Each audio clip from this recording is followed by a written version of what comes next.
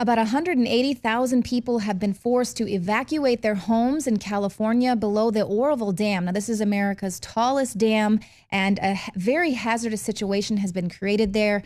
Massive record rains have actually caused officials there to open an emergency spillway. It was used for the very first time.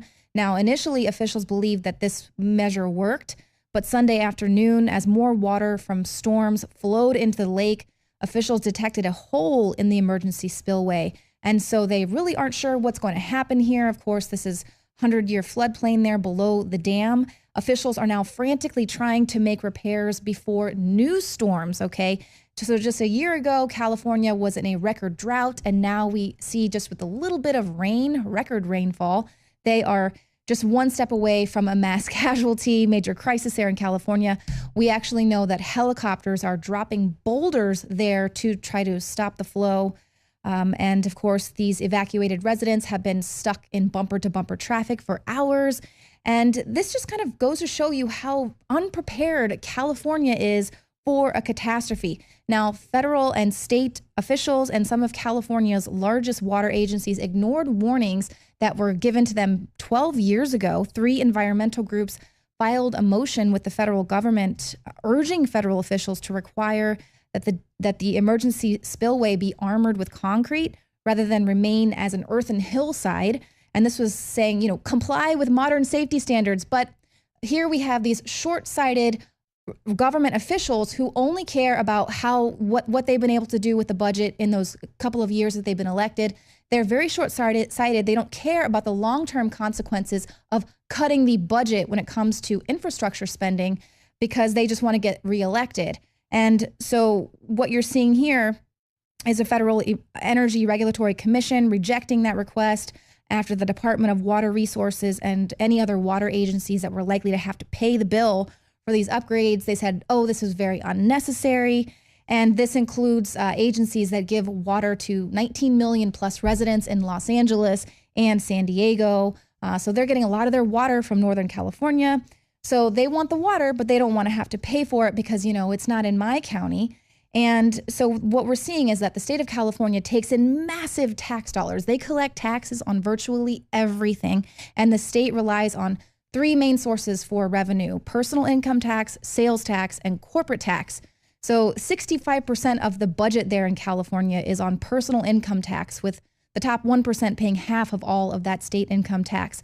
So this is also why you're seeing a mass exodus from California, because according to the Hoover Institution research fellow Carson Bruno, Californians are leaving in large numbers, but the people that are heading for the exits are the middle class, the people who are being saddled with paying these taxes, the backbone of American society.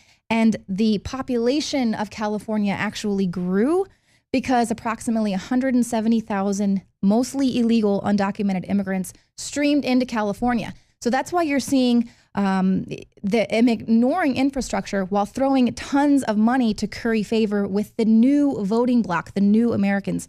University of California rolling out $25 million to fund illegal immigrants' education. The city of Los Angeles announced a $10 million illegal immigrant fund. So this would set up this legal aid fund to pay the legal expenses of illegal aliens facing deportation under Trump. California waived, they got the request waiver to offer Obamacare to illegal immigrants, so the taxpayers are paying for that.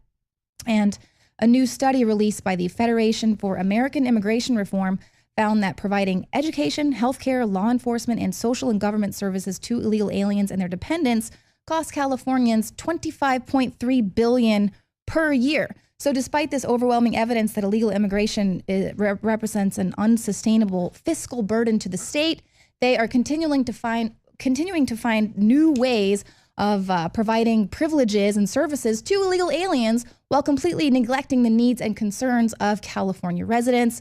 So the breach of the Oroville Dam is just a sentinel of the failing infrastructure of the United States. We'll just have to wait and see if President Donald Trump is able to do something productive with that $1 trillion in bipartisan money coming his way.